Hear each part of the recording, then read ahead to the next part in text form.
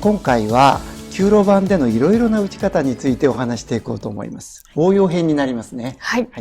お願いします。では黒はいつもと、先ほどと同じくですね、前回と同じくこちらに。模範対局ではこういうふうにね、打って穏やかな、こうなって。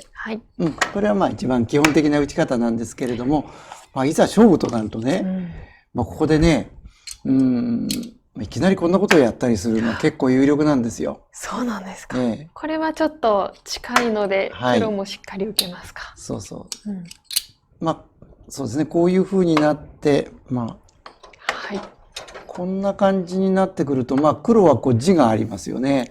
で、白のこれが大きな地になれば、なんか白勝ちそうじゃないですか。確かに、そうですね。猫に行きますよね。黒地ができますよね。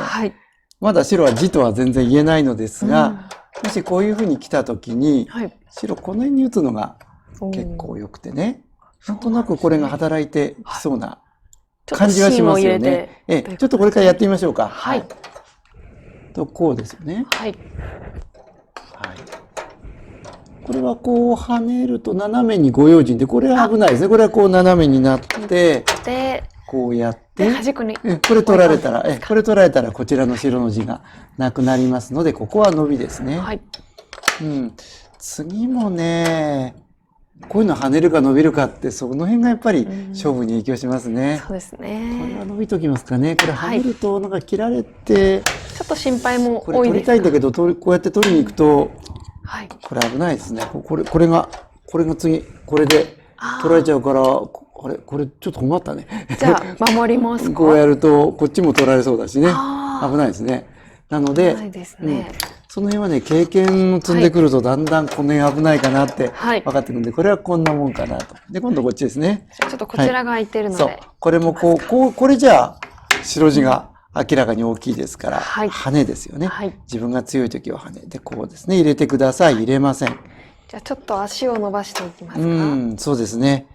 これは、斜めだから、ちょっと頑張った手で、当たりですね、これ。これはつなぎます。まずこういう当たりに気づくこと大事でね。よくね、こういうふうに打っちゃう人がいて。これ取れそうで。こういうふうになるともうバラバラになって大抵負けてしまいます。だからこうですね。さあ、この時に、ちょっとこれは少し行き過ぎかなっていう気もするんですが、取りたいのですが、取ると。これは実は、こちらを狙いますか。そうですね。これでこれが当たりになりますから、つなぐと。こちらを打って。この3つの石がね、取られる。この辺の白地が消えて黒地に変わってしまいますから、ちょっとそれを狙って、ここへね、ちょっと危なそうなんだけど、羽。ちょっとあえて隙を。そうですね。なので、これはこうじゃなくて、ちょっとこのようにしましたね。それから、そうするともう大体もう、ほぼ終わりなんですよ。ここが黒の地で、ここが白の地。そうですね、穏やかに。果たしてどっちが勝ってるだろうということで、ここは常にね、羽か伸びっていう問題なんですよね。そうですね。強い時は羽でしたよね。で、跳ねて良ければ跳ねた方が得なんです。これ跳ねて大丈夫なんですね。切ってきたら、この石を5番の端に追い詰める。だからこれで、これは逃げてももう当たりで。逃げても、これでね、3つ取れますからね。ですから、切ることができないので、じゃあここに。で、今度は次にここに来られると、これが取られますので、危ない斜めにご用心ですね。そして、入れてくださいと。入れてくださいと入れませんですね。で、ちょっとこの白まだちゃんと取れてないですか。そうですね。これ逃げても、これ取られますから。これ逃げてもしょうがないから、こちらで当たりと打って。これはしっかり1個取る必要です。これ大事ですよ。これ取れば、これが助かる。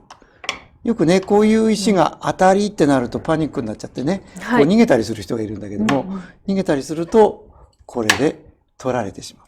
相手の石を取ると自分が助かるっていうことが分かると、急に戦いが強くなります。黒の当たりが解消されてますね。で、大体こう黒地、白地になりまして、あとここです。これはね、ここまで行くと取られてしまうんで、こう、普通こうなんですけどね、ちょっとね、これは高級なテクニックで、これ一つここに、これわざと取らせて、これはかなり高度な手ですけどね、ここに打って、これはここに打つと、これ、端っこっていうのは危ないんですよね。取られてしまうんでね。なので、ここに打ちます。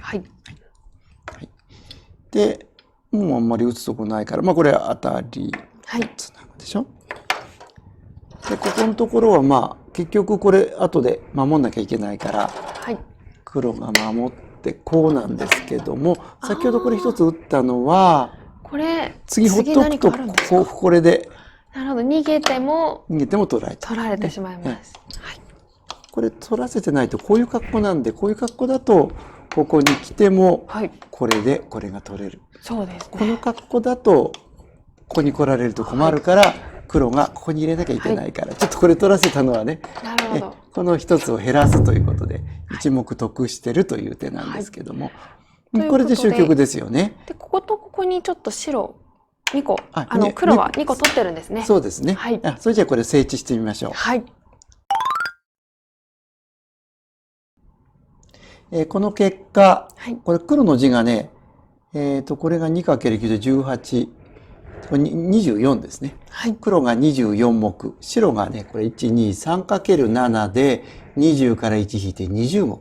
24対20で黒4目勝ちなんですが、これ公平期するためには、6目半っていうハンデを黒が白に差し上げると。そうすると公平になるんですね。盤面では黒が4目勝ってるんですけども、6目半っていうハンデがあるので、白の2目半勝ちとなった。なるほど。この手に対して2手目のこの手がなかなかいい手でね。黒にまだもちろん変化する余地があって、これはこれで奥は深いんですよ。深いんですけれども、今の碁は白がうまく打って白が2目半勝ちということになりました。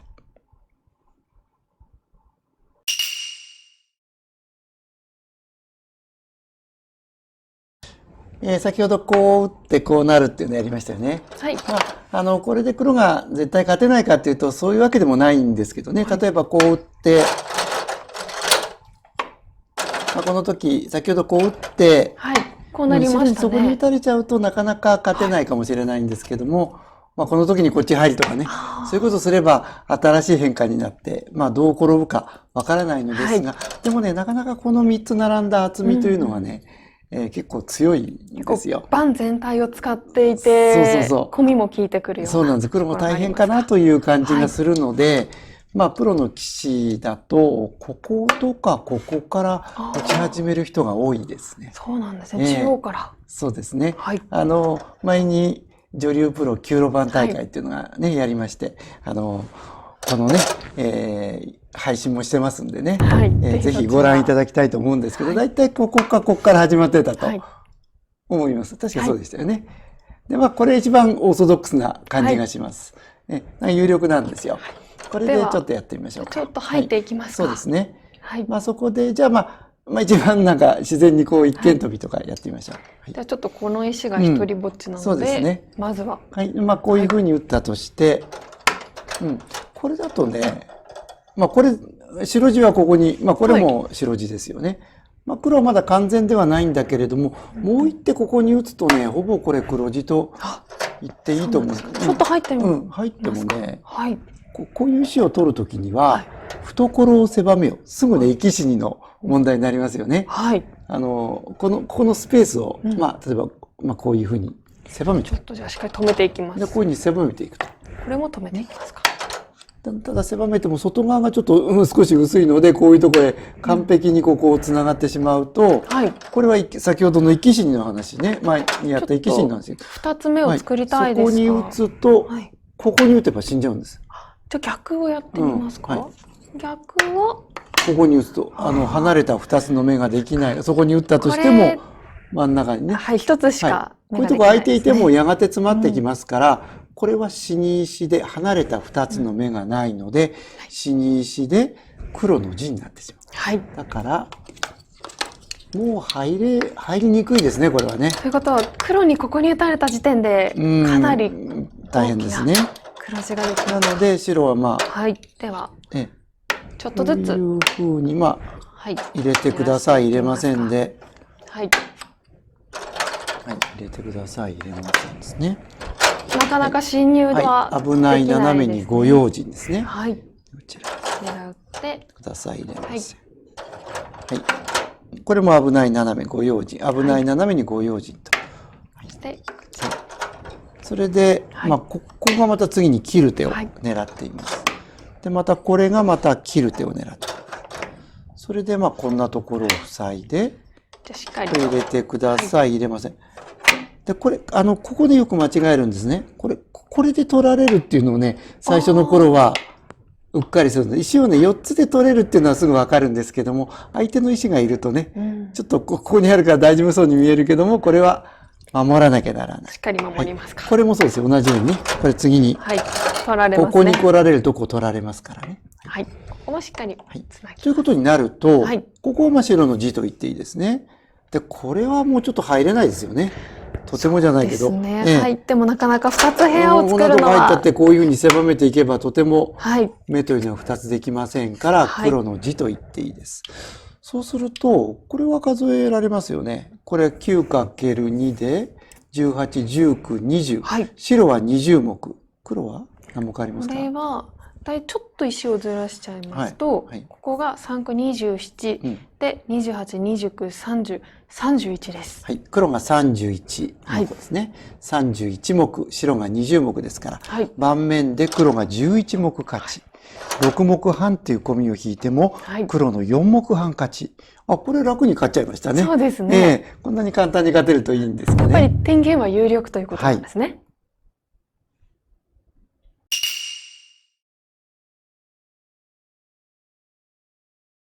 それではもう一度同じ天元から始めて、こうなっていくと黒がちょっと有利ということなんですか？っていうふうに思うかもしれないけど、そんな単純なものでもないんですよ。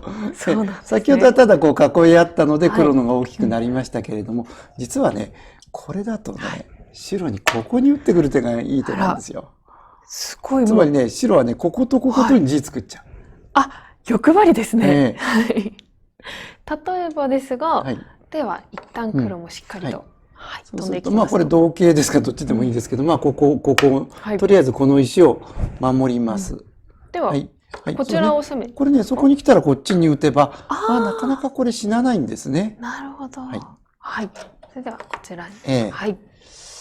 まあこうなって、まあ黒もこことここ2箇所ですが、白もこことここ2箇所なんですね。ただ死んでしまうと大変なので、まあこれとりあえず広げておきます。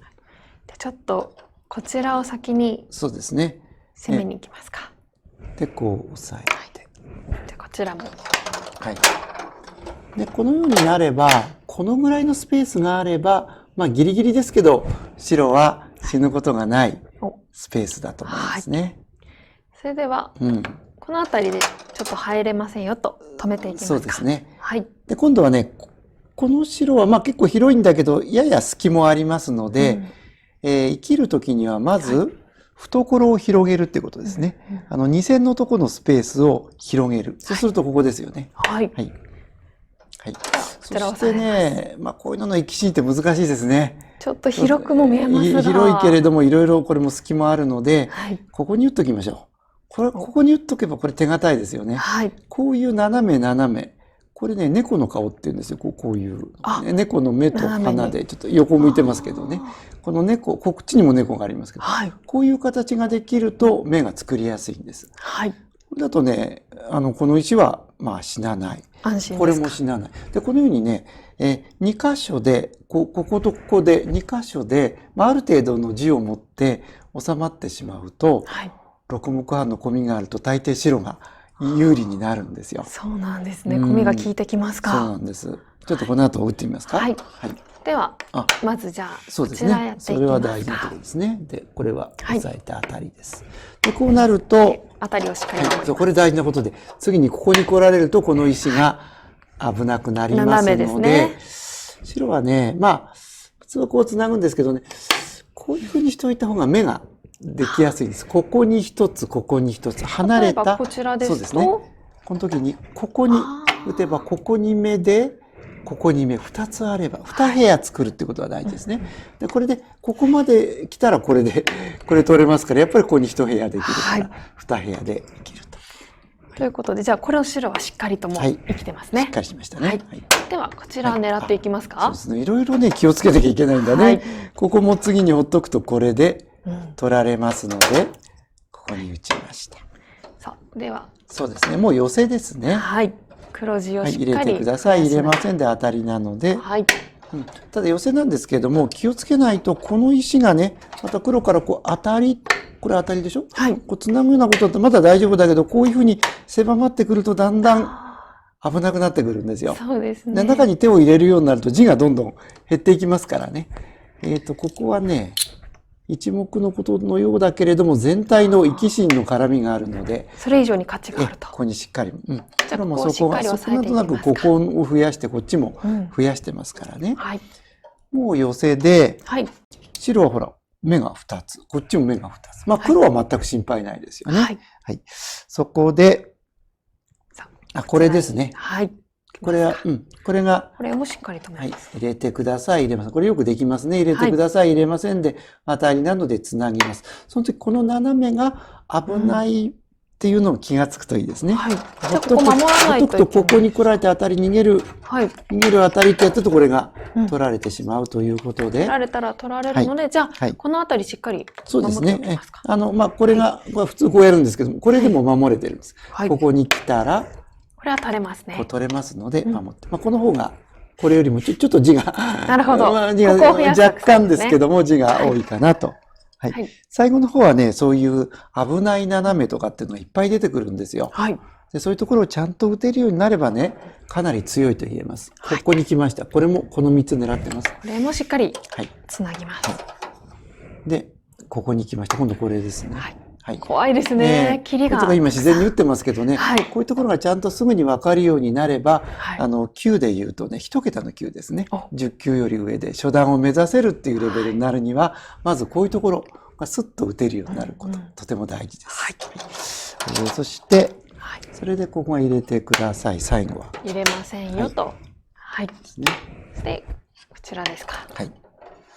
まあ、この辺はなんか、どっちの字にもなりそうもないんですけどね、こんなとこでもね、ちょっと、これダメみたいな手ですけども、なんかこっちに打った方が得なように見えますが、ここに打っといた方がいいんですね。こういう風に来て、ここに来られると、もし全然こんなことやってると、これは、これで、当たりになりますね。これが当たりになって、ここやると、斜めに。そう。これでボーンと取られちゃう。ね。はい。こういうことがあるので、最後はね、いろいろ気をつけなきゃいけないことがあるんですね。石が混んでくるとちょっと怖いですね。これがね、要するにこうやるとね、欠け目っていうのになるんですね。なので、ここが大事なところです。これでもう何も心配はいりませんか？そうですね。そこに打って、これで当たり。はい。それでもう、どちらの字でもない、これダメっていうのが残りますね。ダメを詰めると。これで終局なんです。はい。で、これ字を数えてみますと、これが6ですね。白6、2、4、6、8、9。6と9で15。白15目です。白15目。黒は2、4、6、8、9、10。これが8ですから、18。18対15ってことは3目黒が勝っていますが、盤面黒3目ですね。ただ、コミが6目半。6目半ありますので、白の3目半勝ち。あれね。ということは。天元に打ってこっち打ったんだけど、ここに来られて2箇所で白がこのように生きてしまうと、白の方が大抵勝っちゃう。そうなんですね。今のはね、黒にどこかに問題があったわけですけども、白のこの4手目がいい手だったということなんですね。はい。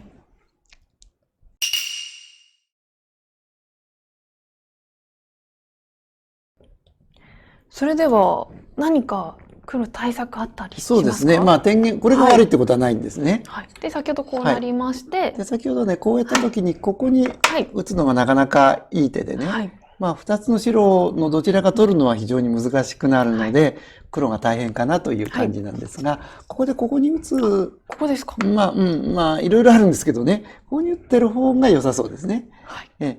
それで、じゃあちょっと白、先ほど飛びでしたけど、そうですね。まだ石がないので頑張りますか。まあそれで例えばこうつけたりして、はい。まあこんな感じで。しっかりここは入っていきます。そうですね。はい。それでここつけたりして、はい。しっかり守ります。こんな感じでですね、はい、先にここに打ってあるともう入れないですよね。そうですね。入るの大変だから。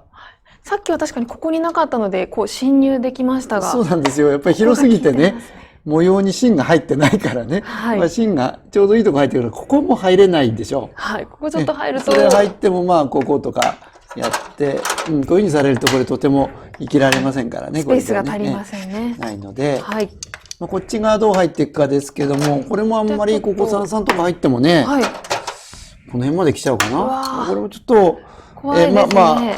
際どいですけども、なかなか生きるのが大変そうです。生き死にがこう絡んでくるんですよね。となると、じゃあ、そんなもんかもしれないですね。穏やかに。これで穏やかに、仮にこう打ったとして、はい、こういうふうに、ここを押さえて大丈夫そうなんですがね。はい、で、下がって下がってと、こういった進行になると、かなり黒も大きいですよね。大きいですね。実はね、これ非常にいい勝負なんです。あ、そうですか。これ半目勝負っていうにね、これはなるんですけども。先ほどまで3目半だっていろんな数字出てましたが。これはね、あとどう打つかによってどっちが勝つかわからない互角の形勢にこれはなってるんですけども、この後はまたね、次回の動画で、詳しくお話したいと思います。